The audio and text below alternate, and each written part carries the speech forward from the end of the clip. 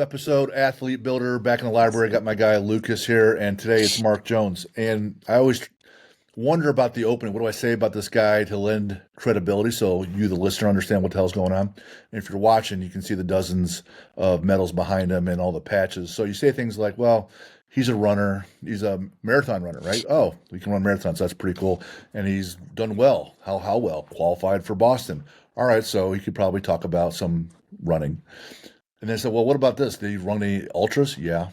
Anything big? Yeah. 100-mile races? Yep. Leadville, just like the Airy Bros, Rich Airy. We had him on talking about the Leadville 100, which is at the tallest point in Colorado. It's 100 miles. So that's cool, right? Then I'm looking at the things, and I'm looking up Mark, and like, oh, obstacle course races. Well, shoot, I've done those. I've done Spartan Race and Tough Mudder. And he starts doing those things. So we start just going all the way through. If I had to list all the races, all the accolades, it's going to be a little annoying, right? Because there's so many. But we start saying, like, yeah, I'm winning things, and I'm doing the Spartan Death Race, and then I'm doing it in winter, and then the team, and the traveling, and the summer, and I've done them all. He starts doing the Go-Ruck things, and World's Toughest Mudder, and Go-Ruck turns around and says, hey, let's do a 40-hour selection deal, and hey, let's go ahead and win that too. Now we start bringing in phrases like Guinness World Record, and you're like, shit, okay. Paying attention. I remember that book when I was in like third grade. You go to the bookstore fair and you're like, oh, Guinness World Records. And you see that person that like swallowed the most goldfish or whatever. So this dude is looking to ruck for a full day, which people have done that. But he's going to do the 40 pounds and hopefully hit 100 miles. 100 miles in one day. So Lucas is competing this weekend at the Arnold where he's doing 6 reps. Okay, 3 for the snatch and 3 for the clean and jerk. And Mark's going to do 6 reps every few seconds for 24 hours. So complete opposite ends of the spectrum. And I'm looking forward to this asking morally deep, like, why are we doing these things? What's it all about? And how do you suffer and keep going? So, Mark, man, good having you on, man. Thank you for being here. Man, that was a hell of an intro. Thank you. Yeah, it's hard to wrap your mind around it, but you got to also remember I'm 42 and I've been doing this kind of thing since, really 2000, jumping in the military, and then 2006 starting to compete in this kind of stuff. So, the years go by, and I think anybody in that time does a lot of shit if they write it down. So, I just happened to start doing that. But I got to say, you're talking about the reps, and Lucas, you're doing the Arnold. You're doing 6 reps of what? Are you talking about weight or the snatch and Yeah, clean and like jerk? weight. Like, what do you? I'm not elite level by any means, but I'm looking to hit a 286 snatch and a 360 clean and jerk. Okay, so now let's bring it back to me. And if I'm doing that weight cumulatively, we're talking about probably 100 reps. So, yeah. That's pretty cool just to think about it that way, and like what you're doing. And like, it's so hard in this world, and it's the best analogy to put out there is you can't judge, you can't compare. Mm-hmm. It's just completely different disciplines, completely different looks of people. And, it's that grind that people do behind the scenes. It's just so amazing. So, man, if there's a way to check it out this weekend, or, shoot me a link afterwards, that'd be cool. And cheer you on from the side. For sure, man. Yeah, I'd love to send it to you. The Arnold has a number of events, like 30 or 40 going on, and they'll stream it live for some of them. Rogue's big in there, so their YouTube channel, the Arnold's YouTube channel. So some of these things will be there. The American Open is where I think runs, or USA Weightlifting runs Lucas's thing. But when I'm out there, you're going to see people competing at like bodybuilding, foosball, CrossFit, fencing, Highland Games. It's an absolute zoo, and you're going to run into all these people. I don't know if you've ever been, but all walks of life they're just competing. So it's just great atmosphere to be around people that want to compete, which is awesome. Mm-hmm. No, it's definitely on the to-do list for sure. Even shame on me. I have it written right here, 20-year Marine. I should have led with that. Thank you for your service there, Mark. Well, thanks. I actually split it up between Marines and Army, so I can't get the full credit for that. Gotcha. And people get pissed when people lie about things in the military, so I got you. Yeah, Got to be yeah. accurate, You'll get a stolen valor right away. You don't want right? that. No.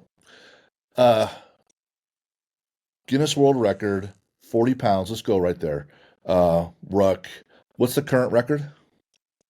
So here's what's cool, and I can go into the story if you want of how we got here. But this Saturday, there's a guy from the UK who's actually going to be uh, going for the same record. And I Oh, found out because I was looking up Rucks and I came across this company and they were promoting him as a sponsor.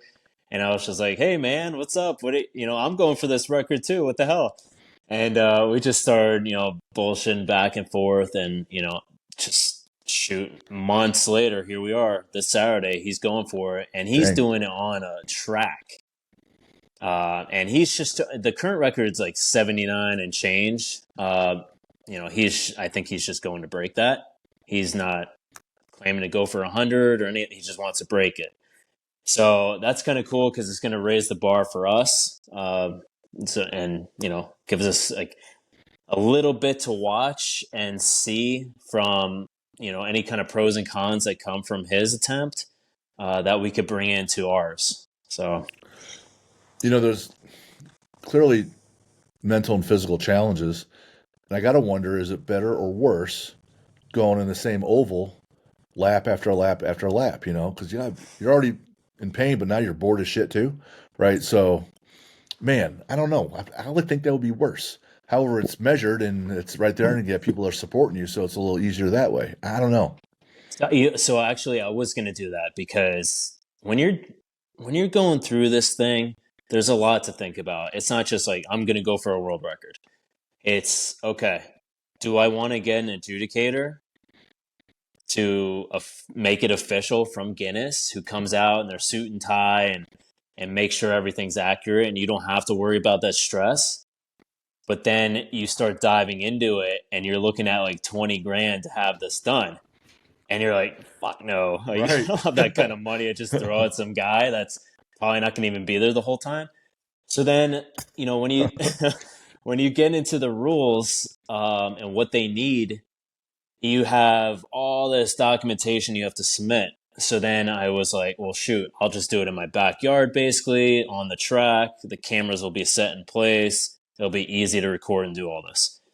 But then a new sponsor came along after I was talking to a guy at 𝗕𝗂 where I work, and he's from Oscar Mike.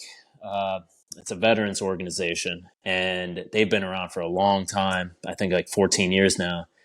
And he's like, I got you. We'll set it up. We'll make it happen. And true to his word, here we are. We're going at it. And we went to their annual ball this year in Chicago, which is like a red tie event with big names all over the place. I mean, that orange county chopper dude with the old guy with the Mustache. He wears like the same thing all the time. He even did it at the red tie, backwards hat, cutoff shirt, all that. But yeah, he makes the bikes for them and just a lot of big names, and it was a great time. So we're like, let's just do it in Chicago, and then have the red tie the next day. It's kind of like a work hard, play hard scenario, right? And then we get that final opportunity for donors to donate and contribute based on the accomplishments that just literally happened that day. And hopefully it's, we get a bbig turnout. So this is set for November, right, this year? November 6th, yes. So it'll be a little cooler as you're, you don't want to be in July. Super Hell hot, no. right? No, So I'm not a hot weather athlete. I need the cold. right. I sweat like a maniac, so. Sure. What's the pace got to be? Mile per hour. How long are your breaks? When do you break? The going to the restroom, and then the calorie consumption because you're burning at a high rate all day. Yeah. What's all the math? We talk about building the athletes. There's the knowledge component. There's not just the mindset. There's the knowledge of how do you do this? You don't just show up and like Lucas and I, who just do Murph once a year. You just there's actually a little bit of thinking involved to be an elite level anything. So what's the knowledge and the background that you put into preparing for this day? Yeah, so I've studied like you got to understand like all these things that you mentioned and listed in the beginning. I kind of just picked them off based on my life scenario, whether I was, we'll call it homeless, living out of a car, and I had a place to go in Vermont. And during that time in Vermont, the Death Race series happened to be there, so I was like, why not? It's literally on my front step. Why not tackle this? And it's been like scenarios like that my whole life where I just jump into these things and get it done. Uh, when you mentioned selection, that was something that I was 100% all in. That's all I did for the entire year is to train for that. And that's due to failing a couple other times because I didn't make that my priority for the year. And that's an event you don't mess around with. You have to do that. Just like the death race was and a bunch of other events. So since 2019, I haven't had this mentality of let's dive into the science, the nutrition, the times, the people involved, the sponsors. It's been really fun, and not only fun like because I always say you need smart athletes. Those are the people I always wanted to train. Smart athletes. Don't come in here for the cheap therapy. Don't come here just to like putz around and not really give a shit. Like I want you to think about what you're doing before you do it. If I say go do 1,000 push-ups, how are you going to interpret that? Are you going to break it down to small numbers, or are you going to just go attack it and go hard for a minute and then be smoked the rest of the time and just grind through it? Are you going to pace it out? Right. What's your nutrition going to be like? Are you going to stretch during? These are all the little details that I am doing and training for exactly. So the course is laid out in Chicago, off the water there, north of the Lincoln Zoo. What we decided to do, because initially they wanted me to do a point to point, and I started creating this route. And there's so many turns, so many what ifs. The elevation is all over the place. I was like, let's just make this simple. Let's have a centralized location in a parking lot at the zoo. And that way, families can come, they can enjoy the zoo. It's free. It's their downtime of the year. So it won't be crowded. It'll be a fun opportunity for families to come and go. Cause let's be honest, what I'm doing is freaking boring. But we're going to do a mile out of that parking lot and a mile back. I'm sorry, we're a mile and a quarter now and a mile back. And then, let's call it the north and the south side, identical in mileage. I'm calling it a figure 8 really. But that way I don't have to carry anything. I'm going to have a pace team with me, and all I'm doing is just putting in the work. So basically every 2.25 miles, I'm coming back to the aid station. That's going to be a quick break. Ruck stays on. Just get, basic liquids in, and then coming back. And that's when I'm doing the ruck off, a little bit of stretching, and then, sucking down some real nutrition. So that's kind of the game plan. And the reason that we wanted to do the 4.5 miles now, similar to like the backyard. You ever hear the backyard ultra? I heard of that. Every hour they're doing like the 4. This is basically what we're doing. Yeah. So it's just every hour we come in and we know we hit that goal. Then we accumulate what we have in the bank. We're gonna keep track of the splits and in transit. We're calling that transition from when I take the pack off or when I come in to when I leave. So total time for that entire loop, for that 4.5 mile loop, we're looking at like 3 to 4 minutes tops break. So what that means is you gotta go sub 14 per mile, right? Okay. And then that additional time is basically what you're gonna have for a break. Do you want to spend all that every time? No, right? If it's 2 minutes and I feel good and it's not rushed, then it's gonna be 2 minutes. If we need a little extra time, then it's 4. There's also targets of opportunity on that course. And it's funny because these are things that you pass on a daily basis, like a fence post, a park bench, right? You don't think anything of it until you do this kind of thing. Now I'm looking at like target of opportunity, that's a stretch zone. And this is exactly how I'm going to stretch on that park bench, on that fence, because things start to tighten up. And if you could do the stuff on the go, that's the best route, right? So, Man, I love that. There's so much to take away from there. We did this lunge a mile as a challenge one time. It was god awful, but we would see these 𝗙cie telephone poles all the time when we would go running. Didn't care about it. But now when we were sent for that one event, we weren't necessarily needing to stretch a whole bunch, but I could say, all right, I can lunge to that next telephone pole, then I'll break. So mentally, it's a smaller target. The wanting smarter athletes, that's what this whole show honestly is about, that we break it down, because you're going to have the mindset of grinding through this, which there's no way 25 years ago you could have done it, because you didn't have all the reps beforehand building you to this point, right? But once you do those things, the mindset's there, but there's still the knowledge, like you just laid out all these things. Here's the pace, here's these stations. I need this team. Well, then there's teammates as part of that as well, right? You don't get there by yourself. You have your sponsors you talked about, the fundraising folks, but there are also the pace people. Then there's your family, and then there's actual training, nutrition, and recovery. You're talking about recovery leading up to the event, and there's also recovery during the event, just like any player at halftime in any game. Those are the 6 main things, and if you can move the needle in all 6, then you got a shot. The other takeaway, you're doing something at the elite highest level, and just like you said, for a selection, it takes an 100% focus.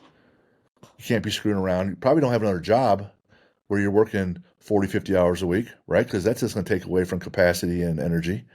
Other than, you work on a Spartan race, but that's still, like, you still got to be, like, you're a full-time athlete, right? pretty much, it's funny. We call it work. Mm-hmm. I'm going to be careful what I say here. But in case Joe's listening. Joe knows what I do. We go way back, but yeah. When you're lifting stuff, it literally is functional movement to create that course, set it up, run around with all the athletes all day, high-fiving them, putting out fires here and there. So you have that mental and physical, I guess called stress weighing on you for 4 days straight. And like, to put out that workload every single day would be impossible. So for me to go away for 4 or 5 days and just go all in, I'm exhausted when I get back. Not to include, most of the time I race. And we just tested out the 𝗕𝗂𝗏𝗀 in Florida a couple weeks ago. And of course I had to do it with the ruck because I'm the ruck guy. So that's 5 consecutive 𝗕𝗂s, 15 plus miles, 50 zones, hundreds of reps. With 30 pounds, and that was a good experience. So I'm curious to see if anybody out there will take that on as well. I'm just curious. You talked about like your team getting you set up to counting your splits, and you got your land markers and stuff. But what is have you prepped about, because you're going to be running for 24 hours and hours at a time. So have you thought about what the things are that you're going to be thinking about? Like, are you always just going to be thinking about breath or your steps, or is there going to be something that you have in your brain? I mean, I don't know, are you going to listen to music while you're running? Or are you going to listen to podcasts? Are you going to get in your brain and just live there? Like, what's going to be going through your mind throughout? Like, I'm sure it might change, but what's going to be going through your mind? You nailed it with the team. This team is unique. Everybody was hand selected. Lots of people put their hands up saying, I'll help. What do you need? What do you need? But I had to dive into it with, first and foremost, who can I bear for 24 hours? Who's going to be positive? Who's going to be positive? Who's going to have a specialty to bring to the table? And this really is a team of misfits, and they're based on events that I've done, whether it was leadership programs with other organizations I work with, or just people I've met in the past through endurance events. but they are a solid group. And, you know, I think my pace people, I have one guy that's a pacer. He's going to be the DJ. So he's taking care of all the music. And that's easy. If I don't like it, fast forward or turn it off. And then it's even easier to talk to the guy because he's a solid dude. And when it's not him, it's going to be this other girl who I met through Go Ruck and Rucking, and she's a badass on her own. Like, you want to talk about just going out and doing anything, anytime, and always being ready. Like, she's the one. So having her pace, she's just like, yeah, no problem. Then we have an official medic who is actually I call him Mr. Peptide because that's all he believes in right now. And I'm getting some blood work next week, and he's gonna dial in exactly what my body needs for all the time. I've never done that, so I'm super excited. He's taking care of all that. He's the on-site medic, and then we have the director of Oscar Mike, who's going to take care of all that stuff. He's got the masseuses ready to go, all the logistics on site. And then we have the guy that's going to be directing. We call him the crew leader. He's going to be directing everybody and making sure they're on task. So when I come in, it's not 5-6 people on me trying to do the same task. Everybody has their specific roles, and he's going to manage that. The beauty is, too, when I come in at the halfway point per loop, I can relay that message, or I can always relay it to a pace man. And that's, hey, I need this on the next lap. And I mean, I have plenty of time to get back there, and they'll have it ready. So that was kind of the whole reason behind. I don't know if I could do all those laps on the track. I'm glad we turned that away, because this is going to be hard enough doing the figure eight, 25 times. So the crew that I have is absolutely amazing. And to get back to your question, Lucas, it's going to be all kinds of things. But the biggest focus that I think I'm going to have is people watching. And when we had that route, there's hundreds of people, and it just, that's what keeps the brain rolling. That guy's getting it. He's running. He's going at this pace. She's over there sailing. He's fishing, and it's just this constant, your brain just automatically goes into what people are doing. And, there's a minute thinking about that. There's a minute thinking about that. Plus it's lit the whole way. So I'm not going to have to bother with a headlamp. So plenty of activity. It's lit, and it's like 8 feet of gain per loop. So super flat. I mean, it's a perfect scenario, unless it's crazy windy, rainy, or there's ice and snow. Then we're kind of screwed. But we'll get there anyway. I imagine, I can imagine what that'd be like. It's anytime we talked earlier about doing the Murph, which is my cardio for once a year. I usually do it with a bunch of guys. We get out there, and none of us have really trained for it. And unlike what this is maybe an hour, 45 minutes, but we're out there, we're talking, having a good time, and we're suffering. It's about the only 2 miles I'll run this year, but we're out there having a good time talking, quick and easy and get it over with. But I just couldn't, it's hard to wrap my mind around running for 24 hours and how to keep your brain from,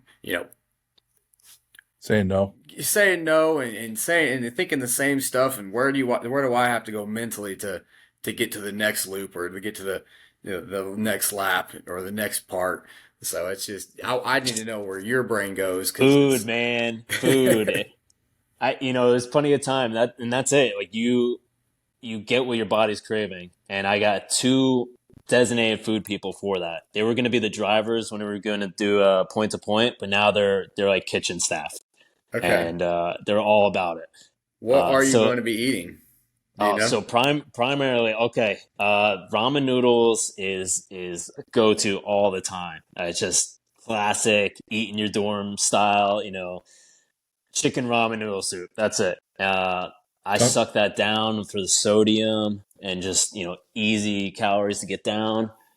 I got this trail mix my wife introduced me to that's phenomenal. Usually my long runs, that's all I do. It's like a handful of that. You don't realize like that's like 400 or 500 calories right away. Uh, Stuff like that could be hard to get down based on how your hydration is going. So that's where ramen noodles and another company that sponsored me called RecPack, they have this shake, this powdered shake thing, and it's just like a full meal. It's like an MRE in a bag, right? And it's made for long distance backpacking. And man, there's 700 calories in one of those bags, and the problem is you could suck it down in like 5 seconds. So that stays out of my hand, and it's going to be portioned out by somebody else. But liquid calories are huge for people that have issues like trying to eat. I like to eat real foods, but I also need to have that what if scenario or redundancy of like, hey, this doesn't work this time. Well, we have liquid calories that we got to get in, or vice versa. So what am I thinking about? I'm probably going to think about food all the time. And then the other part is, you think about the finish line and how that's going to look. Because if you start on this journey, you got to finish it. You have to, unless like something like an asteroid comes out of the sky and like destroys you, you better be ready to show up and get it done. Otherwise, don't even go for it. Right? Just why do that? I just don't understand why people do that. But I'm going to be 100% ready, and I don't see anything stopping us. Is there going to be a way to watch a stream of some sort? Yeah, we're gonna have all kinds of people doing live streams. I'm not, I'm not a big spotlight. I call them spotlight rangers, like look at me kind of person. I just like to get shit done and then move on. This has been hard for me because I'm asking for help from so many people. I don't like doing that, but it just needs to be done because the ultimate goal is $1,000 raised per mile, and we got to get there by shaking hands and kissing babies, and just really getting the word out. And I've gone out of my element in that aspect because I like to just be in the shadows, come into any event as an unknown underdog or gray man in some cases, and just put the work in and get it done, right? So this one's kind of the opposite. You would read about Goggins taking that approach where he shows up with a sleeve of crackers and in a ratty shirt and to do an ultra race. What about I would read people would do the rim to rim run with the Grand Canyon, and they would drink flat like Coke. They would drink like flat pop, high in sugar, but it's not carbonated. Mm-hmm. You work with any of that or try that out? Like I've never tried that. Red Bull works for me. Okay. I just lots of freaking junk in there. Right. I just slam one of those down once in a while, and I'm good. We had another endurance athletes on, these two ladies that big triathletes internationally, and Catherine Hartwell, and one of her buddies was doing Kona, the Ironman, and the people that go and help her, they're all called Sherpas, like the ones that are helping climb Everest. And she's like, yeah, I'll go be a Sherpa. She was happy to help out her friend where they're helping with the bikes and they're helping with the transitions and they're riding in the car and they're bringing the food and everything else. So I know it's probably hard to ask people for help, but these other folks, like they find joy in participating for the cause. And there's other folks out there that are big doers or have a similar drive towards those cause of helping the veterans. You're helping them get what they want when you ask them for help. So it might be a little bit easier thinking of it that way a little bit. Oh, for the team, absolutely. I mean, that was part of the selection process is, do I have a relationship that's strong enough where I can ask this person for something and they're not going to have any kind of ego, like, oh, I'm too good for that kind of deal. Right. These are athletes that have willingly said 100%, I'm in, I will be there, anything you need. And my immediate response is, after getting that 100%, writing down on my whiteboard who you are and what you're doing, I automatically had to go into that. Are we going to be able to work together?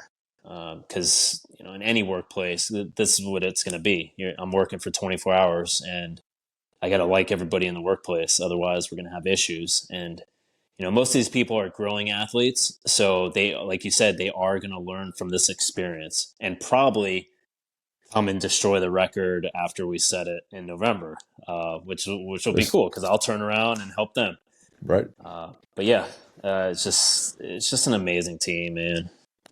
You also mentioned that over the course of your life, you've kind of jumped into an event based on what kind of fell in your path. Times when you were, homeless, or the race was in your backyard, like you said, and you were in a point in transition. I don't know if you're a person of faith, but it kind of looks like someone was looking out for you and said, hey, I'm going to put this next thing in front of you to help you grow as a person. And then in turn, what you're going to do for me is you're going to help other people be the best versions of themselves. Is that part of the philosophy at all? We can go in all different directions, but, I just look back on my life and you can't deny that someone was looking out for me in some way from basically the time I was 6. And like family, being on my own, since like 16 and making my choices that I did got me on the right path, and everything I kept building and building and building. And, it's just a constant fork in the road, which direction. And sometimes either direction's painful in some way, but you choose the best route for you, and it's hard. It really is. Because a lot of people, they would just check out. There's times where I wanted to check out, and that's when someone would pop into my life randomly, or some event, or like that's Joe. I always tell the story is like I was about to take a one-way swim in the ocean, and Joe just freaking popped onto my email and was like, come to Vermont and live. Let's go crush the death race. And I was like, sure. All right. He put me in a cabin, 2 years, I was under his wing. But yeah, it's things like that you just can't freaking make up. And man, I wish I continued. I started writing a book way back, but then I just kind of lost focus in doing it. It's one of those regrets, but it's just such a crazy journey, and we all have stories, and that's the beauty about doing these events is a lot of people call it trading one addiction for another. And when you start to talk about that, you hear people's stories where they came from, and man, like that's the attraction, because there's so many stories out there. And there's not too many scenarios where people are open to speak about it. But in a bar, you get drunk, you say stupid shit, or you go do an endurance event, and you get that natural high, and people just gab away. Right. And I've liked this route much better. Listen to 𝗪cie 𝗟𝗂𝘁. He put this big post out about doing something that scares the shit out of you every year. And one of my phrases about building confidence is that it only comes from reps. And when you start doing something, it's a little more challenging than the last time you squat 100 pounds. Now you squat 120 or 220 or 300. Like, oh, I'm feeling more confident. Like I run a gym, and people assume that my favorite things are people lifting very heavy. And it is cool to see, but my favorite thing is always the mental PRs that people have from doing a Murph event or squatting something they've never done before. Because some people won't even walk in because they've already told themselves no.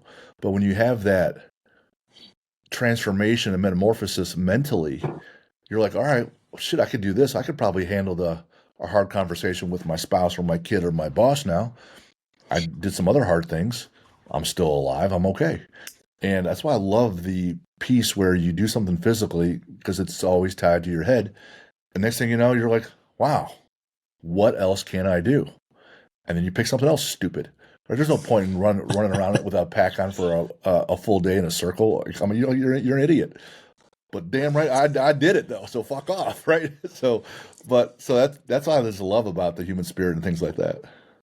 Yeah, well, there are a couple points. Let me backtrack. You talked about fear, and there's a quote from a show I watched long ago. It was, "Without fear, you wouldn't know what it means to be brave." Sure. And I mean that falls into so many categories. But to go to your, I'm a dumbass for running around for 24 hours with a pack comment. Yeah, you could say that, but I go back to, this is practical. Like if you're doing it without a pack, it's not practical. They're the dumbass. Me, when the zombie apocalypse hits and I have my pack with the 40 pounds, I Yep. know I can go 100 miles in that direction, take care of my family, and have my safe place ready to go without relying on, a vehicle or any of those other things. So that's what I think is cool about it. Because I feel like when I put that pack on, I'm on a mission, Love it. and I just did a run before talking to you guys. It just doesn't feel right not having a pack on. Just feels wrong, but you can't just always wear a pack. Your wife probably get upset during those intimate moments. He likes the pack on. All right, whatever. That's cool. What do you got under today, Mark? What are you bringing to the table in that pack tonight? That's fucked up. She used to be a rucker too. She did a lot of rucking events before kids, and that was, I mean, that's a freaking sexy trait. I loved it. Right.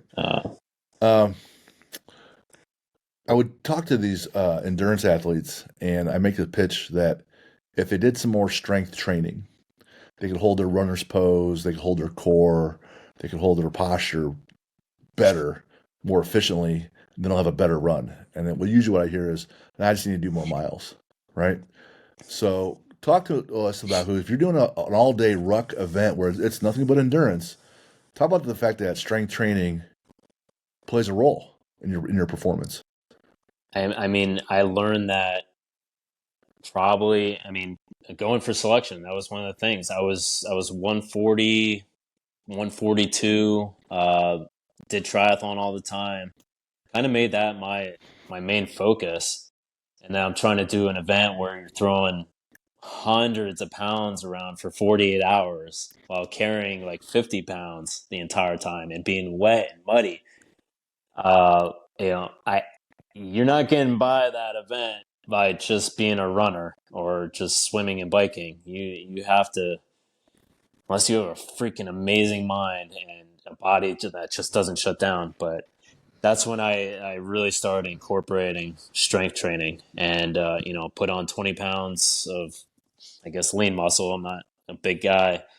But, those movements, then it became like a science right around where there was that CrossFit endurance era. And it was less miles, more weights kind of mentality. So when I was big into ultra, doing 100-mile weeks consistently without lifting or doing any of the other stuff, I started migrating towards strength training, sandbags, rucks, weights, and realized, wow, there's a certain balance, and it takes a while to figure it out. I'm not perfect at it. But there's a certain balance of what you can do in 20, 30 minutes with weights that equates to maybe 10 miles on the road. Mm-hmm. And the time saver and what it means in your body and more time with family, it's just a beautiful thing to really dive into that and the comparison. Earlier you were talking about the calorie consumption. Well, that's still something that's really still new of what your body is burning with a certain amount of weight.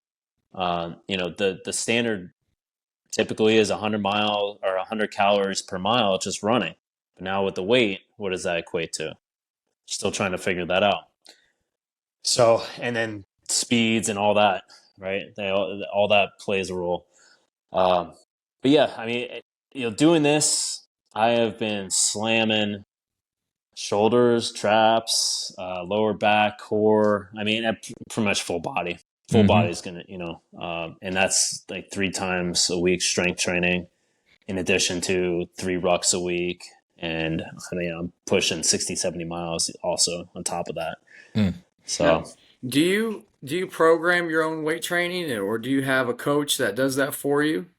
I've always done my own stuff. I've been a coach in the past, but this is one where I've actually talked to a coach, and pending a sponsor paying for it, I might actually take that route.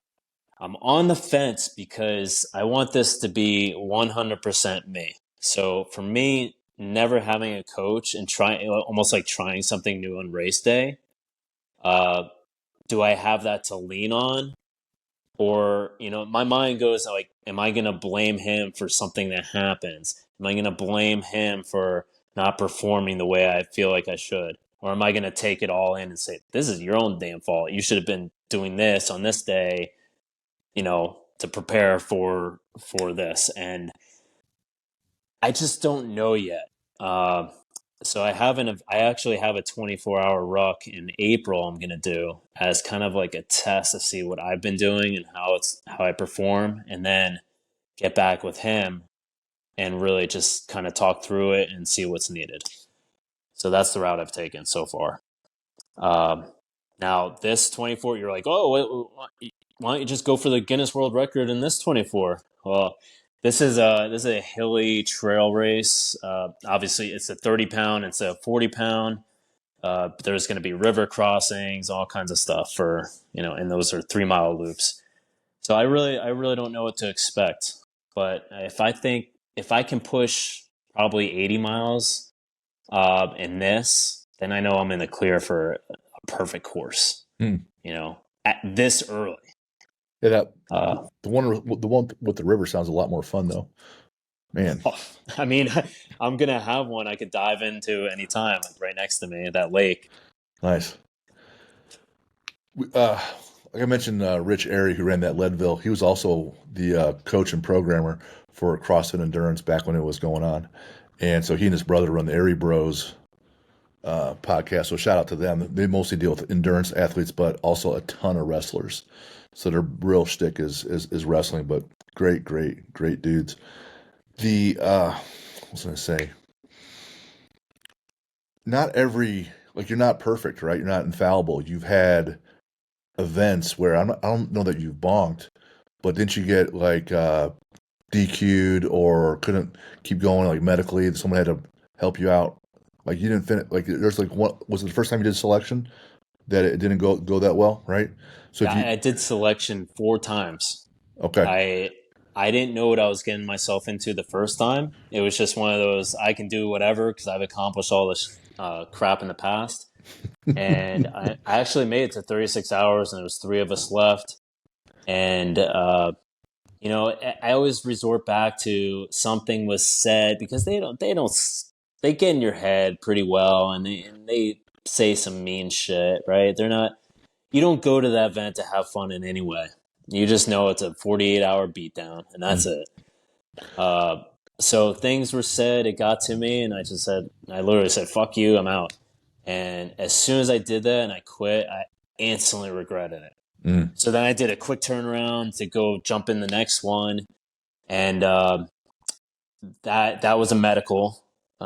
Just collapsed on the beach it was like right around 24 hours, collapsed on the beach. And they just basically woke me up and said, you're done.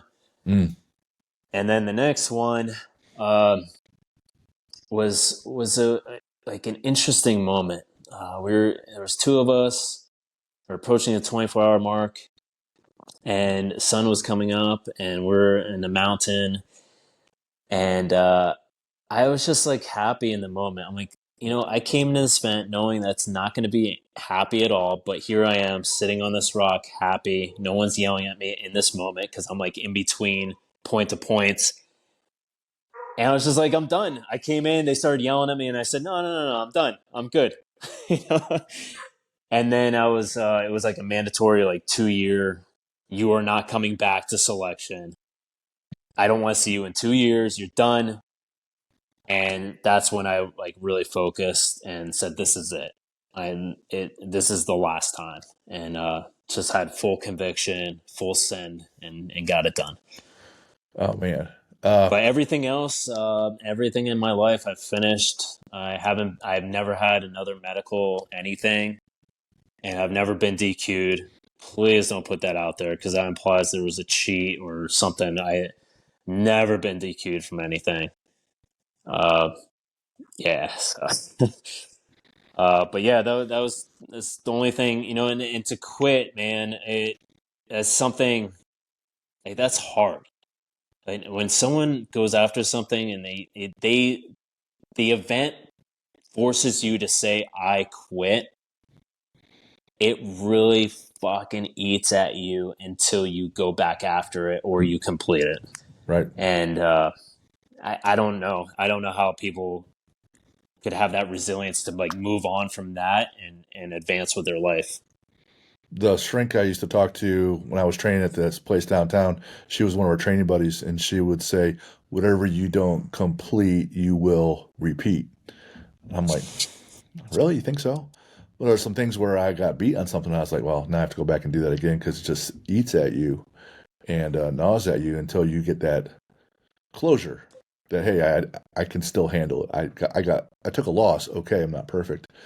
But I made some adjustments, learned, and evolved, and now the obstacle doesn't beat me anymore. So, even taking a loss, but still coming back and winning, I think is absolutely gratifying because there's a nice comeback story, And I don't preach that. I don't preach perfection. I preach, effort.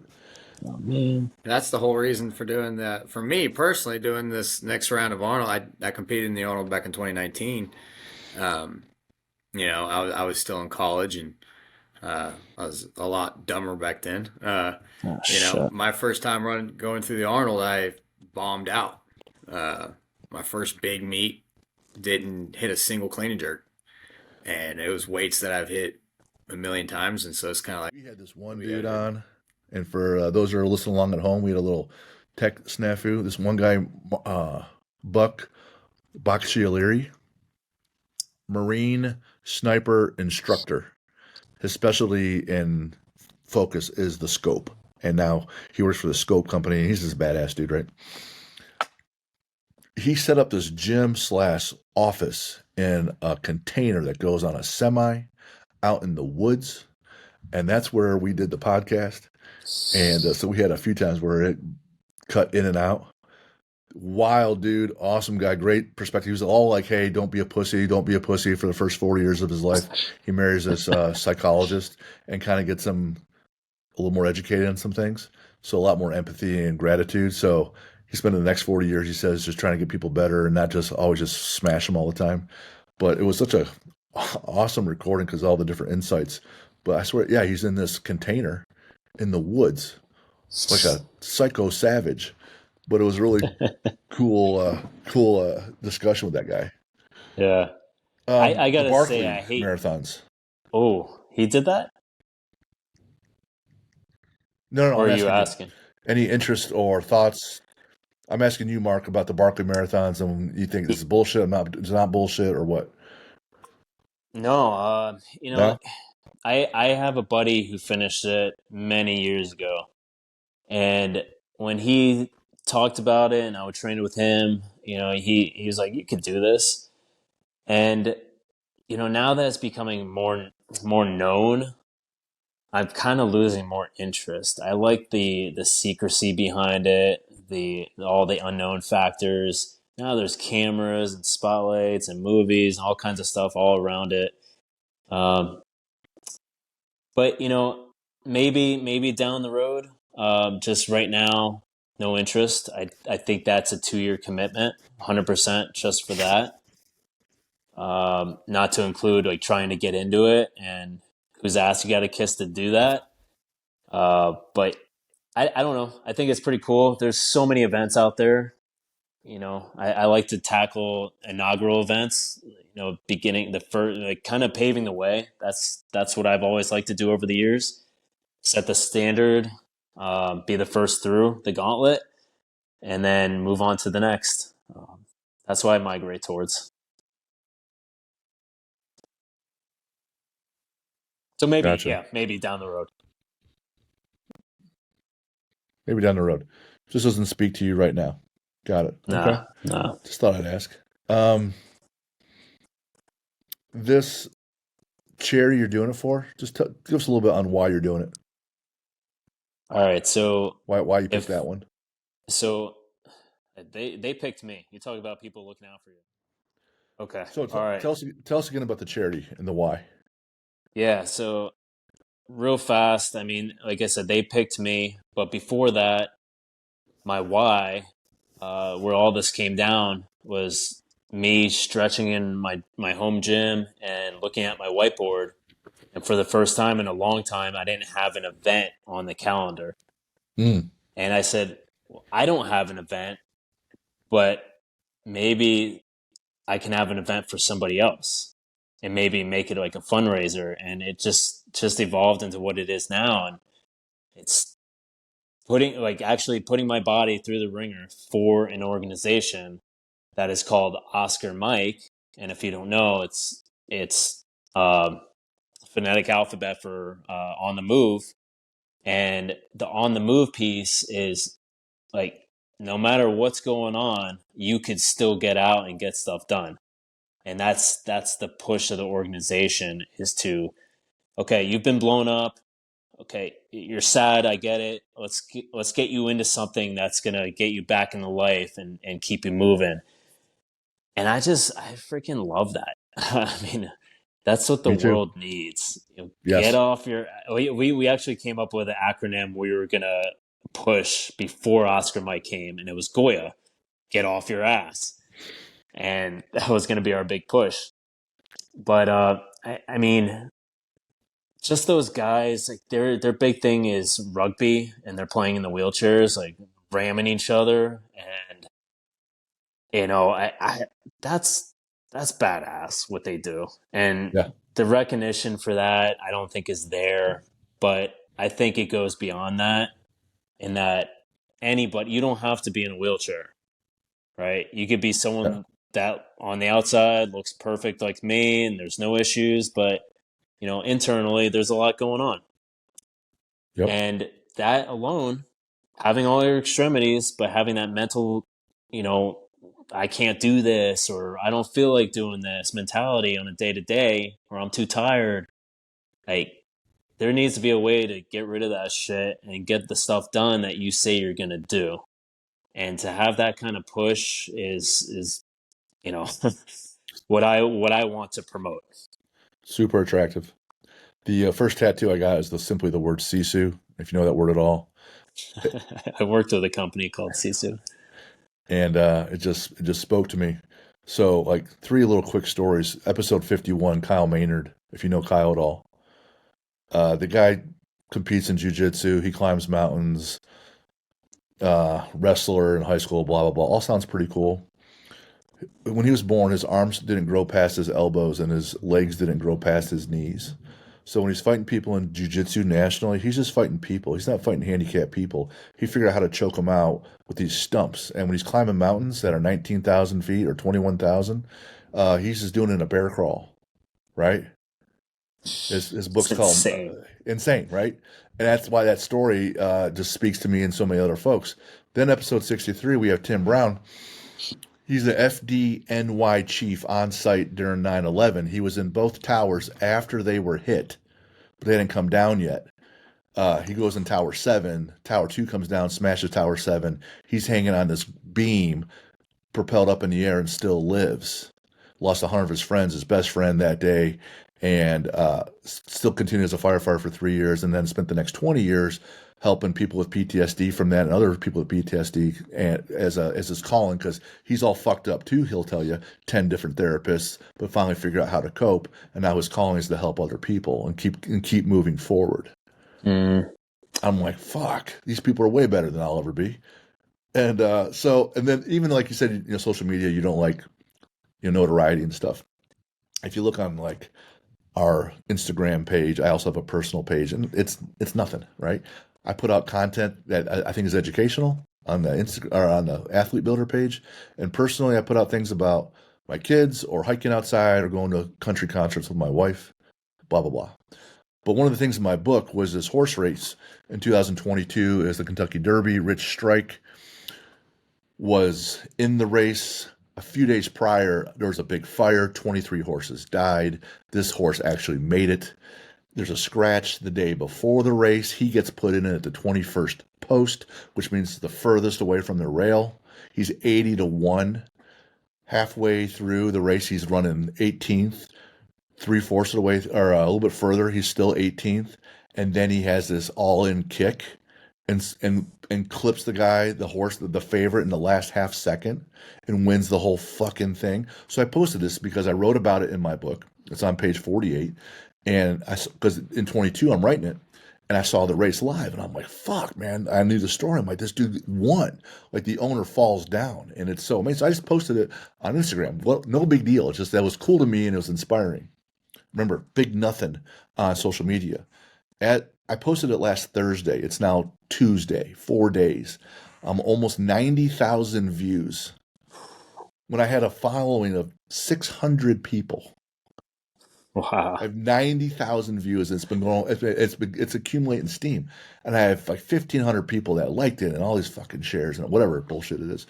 Anyways, the point is to inspire, to get people off their ass to keep going.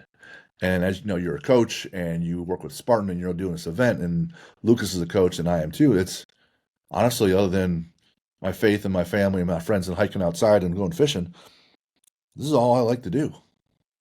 This is it, like helping people figure this shit out. This is all I don't feel like doing. If I had all day long, I wouldn't sit around and just watch TV. I'd figure out some way to get better and help someone else. So it sounds like that's what you are. Anyways, Yeah, cool stories. That if you listen to those episodes or watch those guys, man, it's like those guys are real heroes. yeah, and you said, and that's what we talked about initially, is the comparison. These are real heroes. I'm not going to be like that guy. I mean, you can't look like that. You are doing something right now, and you have been doing it for a while. You're getting stories. You're getting people to talk about stories they might not talk about with the masses. And I think that's huge for a lot of people that are looking for help or just on long ass runs and need to listen to a podcast, which I do most of the time. I'm thrilled with what we're doing. I haven't gotten to that level of other people. Totally cool with it. I'm where I need to be. I'm right where God wants me to be. So I'll just keep doing my best every day as best I can and take my losses and dust myself off and go again. Yeah. Hey, when you're doing these long treks and you got your own headphones on, like, what are you listening to? Like I was saying, podcasts. There's this one I've listened to lately, and I got to mix it up. I can't keep listening to the same thing. Sometimes I'll break up podcasts and then switch on to music, and it really depends. I have a good shuffle, but you can only listen to 500 songs so many times. So I just mix it up. But I like this one. It's called "The Stuff You Should Know" because it's not super long, and they just dive into like random things that like you really don't need to know, but they say you should know. And it's kind of cool, like to really like break down where certain things come from, or how the story behind it, or whatever. That's fun. Yeah. For you and how about for you and your wife? And this, since you're all about making yourself in pain, what's a bucket list adventure that's fun and relaxed? I'm not about going through pain. That's what I pick, and whatever. All right. Well, what's a fun a fun, relaxing adventure for you and your wife you haven't done yet that you guys would like to do? I'll tell you what, I love just walking around the block with my kids. And he's big in these monster trucks right now. He's going to be 3 on Sunday. And we just, throughout the winter, we've just sat in the garage. He'll go beat down, beat down. And that's like, we both have a monster truck. We just ram them together and crush it. And that's been super fun. But now, when it's nice out, we'll go around the block and that's just relaxing, just to talk with her and play with this remote control, and we're all just walking as a family. And that's really it. We go on these adventures from time to time. Like, we just hit a huge aquarium not too long ago and actually made it like a 2-day event. But we find those kind of things to do. I mean, it'll get better as the kids get older, I'm sure. But for families that say like you can't do stuff when you have kids, or like kiss your life goodbye, I think that's such in my mind, a bullshit statement, because there's so much you could still do. You just have to figure out how to do it. Yeah. And life is like a puzzle, and it's like that for lifting or running or whatever you choose to do. It's that beauty of that science, that putting the right pieces together to make it all come together. It's so cool.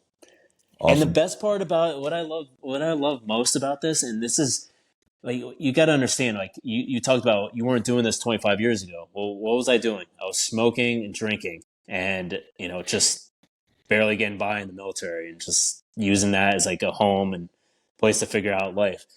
But, as it progressed, it became, this just like tackle this, tackle that. And, it pushed all the negative things out. And, that goes with people too. You realize like who really is around and who really has your back when you choose to go run instead of go to the bar and have drinks. Well, now all of a sudden they don't want you as a friend because they're not the drinking buddy. That's right. It doesn't make sense. You can still be friends. So then, you just meet all these other people. But yeah, it just and I wanted to say this too before I lose track, and I ramble sometimes, so stop me and just say shut it down. But man, I think it's harder. What is harder is to actually be an athlete when you have a family. Because people will always say, "Well, I'm doing it for my family," or I want my kids to look up to me and all that. But I've looked at it kind of like, do I need to do this anymore? I've accomplished so much. Like, what more do I have to prove to my family or myself, really? So that's one of those little demons that's pulling me back from doing this. But my family's in full support. Before I even said I'm going to go attack this, I got 100% from family first and foremost, and they're going to be there cheering me on. And man, like that's going to be the best part about it. Every day coming home and getting that hug and kiss from your kids and your wife, it makes you think about why you were just out there, to have that full support. You're out running for 6 hours away from them, and you come home and you get that, and man, that just does wonders. It Awesome. really does. It's that whole, hey, behind every man, there's this amazing woman, right? Right. You got a favorite sports movie or two? You asked me that, so you have the answer. But it's just, there's so many. There's so Right. many. I mean, you can say serious Rudy, one or comedy. There's so many good ones.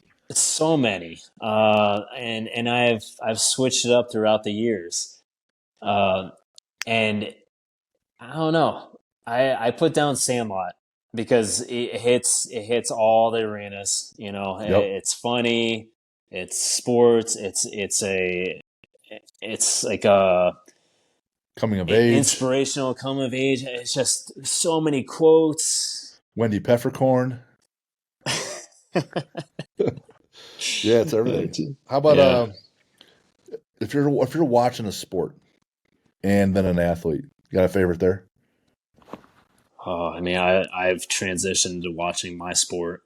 So Yeah, whatever I'm training for, that's what I'm focused on. Like right now, it's all about the ultra running, and I mean, you can. I think most people would be like, "Oh, Goggins," but Cameron Haynes. um, or Cameron Haynes, or, But I think Courtney Dauwalter is like doing something that nobody, male, female, has ever accomplished. Like she's dominating all these amazing races and doing it consecutively. You could talk about doing 100 a year, right? And someone think like that's all I'm training for. She's doing like 5 or 6 and like the big name ones and winning them and going back to back like a couple weeks later. I mean, Dang. and with a smile on her face too. That is the one thing that is hard for me to do. Is just I will get it from time to time, that weird sadistic smile, but it usually comes from others kind of disappearing or quitting or like voicing or vocalizing their suffering. Right. But this one, it's going to be me and me alone. So it's going to be hard to put on a smile. Uh, but she does it. I mean, she could be vomiting and like smiling at the same time. It's just crazy. What about a superhero and a villain? They could be fictional or non-fiction. I mean, I've always been a Punisher fan because he's just like a real dude, like going after or like avenging his family, Yep. and just the weapons and just I mean, he's just a dude with full of rage, and I love it. The villain, and I don't know. There's so many, and it doesn't even have to be like a superhero. Um, but I just it never was my favorite supervillain in the past, but I think Marvel did it right and had the best Marvel movie ever with that Infinity Saga, the first one with Thanos, Mm-hmm. and I think just that opening scene is just like bad guy's gonna win, Right. and I love that because they're almost like underdogs, Yeah. right? Bad guys are always Yeah. underdogs. It's like a good guy's gonna win, everybody's gonna be happy, save the day, blah blah blah. Yeah. But not only was he a bad guy and he was winning, he Yeah. was freaking ice cream trucks coming. He was he actually got you thinking, like it made sense of why he was doing what he was doing. Yeah. And like that applies to daily life. Like human consumption is we're destroying the world. It's just we take on more than we need in life in all arenas. Yep. And for him to just be like, okay, half the population gone, everything's going to regrow and get back to the way it should be. Sometimes you think like that reset button or a semi reset button could be the answer sometimes, but That's why I like Hannibal Lecter in Silence of the Lambs. One, he's super devious, but also brilliant. And he escapes. He's not caught at the end. That's why people like Empire Strike Back and Star Wars, because Vader wins in that movie. yeah, People are cheering for the yeah. Joker all the time, and with Heath Ledger. He's caught upside down, but he's still going strong. So I love that stuff. You got a favorite quote in Yeah. a book or no? I'm reading Finding Your Waypoint right now, but I always just reference Chris McCormick and I'm Here to Win. I think it's such a great book and the way he goes about it and how he gets into the head game with people. Uh, because, I mean, just think about, I couldn't be a fighter, but the way you could beat down somebody in a race without laying a single finger on them is incredible. And there's so many ways to do it. And that's just toying with them prior, during, just getting in Right. front of them, forcing them to exert more energy. Right. I think that's just a really cool way that he he explains how he does that in races, or how he used to. And I like the, I'm just going to go back to the quote I had before, is like, without fear, you wouldn't know what it means to be brave. And that really, really applies to, like, without fear, would you really, push past your limits or going after something that many people don't. And without that, we wouldn't advance as a society to what we are, because think of all the fear that went down of really just how people were going to think about them with this, just the idea, just to push the idea right from the beginning, and then to actually pursue it and have people laughing the whole time. So we're going to say goodbye. And until next time, from all of us at Athlete Builder, if you want to get a hold of us, it's at info@athlete-builder.com. We will see you next week. See you guys.